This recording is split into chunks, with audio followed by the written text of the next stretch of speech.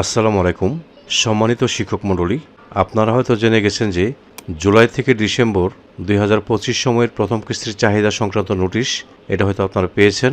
না পেয়ে থাকলে আমার এই ভিডিও তো অভিভাবকের স্বীয় এনআইডি দিয়ে মোবাইল সিম এবং এমএমএস অ্যাকাউন্ট নিবন্ধন ব্যতি রেখে পূর্বের নিয়মে উপবৃত্তি বিতরণের বিষয়ে অর্থ মন্ত্রণালয় সম্মতি প্রদান করেছে।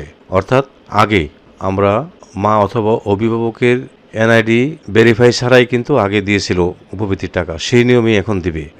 সেই ব্যাপারেই অর্থ মন্ত্রণালয়ের সম্মতি প্রদান করছে।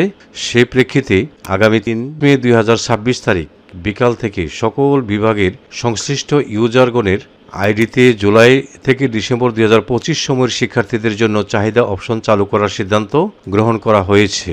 তো এই যে দেখেন, বিষয়টা হলো জুলাই থেকে ডিসেম্বর 2025 সময়ের চাহিদা প্রেরণ। অপশনটা হলো চাহিদা প্রস্তুত এবং প্রস্তুতকৃত চাহিদা ক্লাস্টারে প্রেরণ। এই কাজটি করবেন প্রধান শিক্ষক।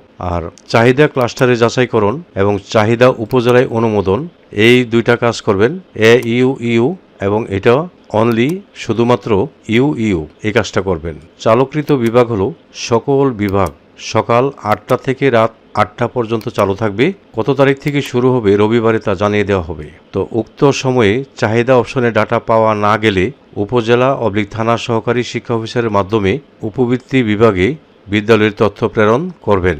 ইউজার আইডি সংক্রান্ত সমস্যা চাহিদা অপশন চালু করার পরে সমাধান করা যাবে। বর্তমানে সমাধান করা যাচ্ছে না বিদায় ইউজার সমস্যাগুলো পেন্ডিং রয়েছে। এটা হলো উপবৃত্তি বিভাগ প্রাথমিক ও শিক্ষা অধিদপ্তর থেকে 30/4/2026 তারিখের উপবৃত্তি সংক্রান্ত নোটিশ। তো এতদিন আপনারা যে সমস্যার কারণে উপবৃত্তির বিভিন্ন তথ্য দিতে পারেন নাই, আশা করছি এই নোটিশের মাধ্যমে আপনাদের বিদ্যালয়ের সকল সমস্যার সমাধান হয়ে যাবে। তো এই ছিল আমার আজকের ভিডিও। আশা করি আমার ভিডিওটি আপনাদের একটু হলেও উপকারে আসবে। যদি আমার এই ভিডিওটি আপনাদের একটু হলেও উপকারে আসে তাহলে লাইক, কমেন্ট এবং শেয়ার করে দিবেন। সেই সাথে চ্যানেলটি সাবস্ক্রাইব করে আপনারা আমার সঙ্গে থাকবেন। আপনারা সকলে ভালো থাকবেন। আপনাদের সবাইকে ধন্যবাদ।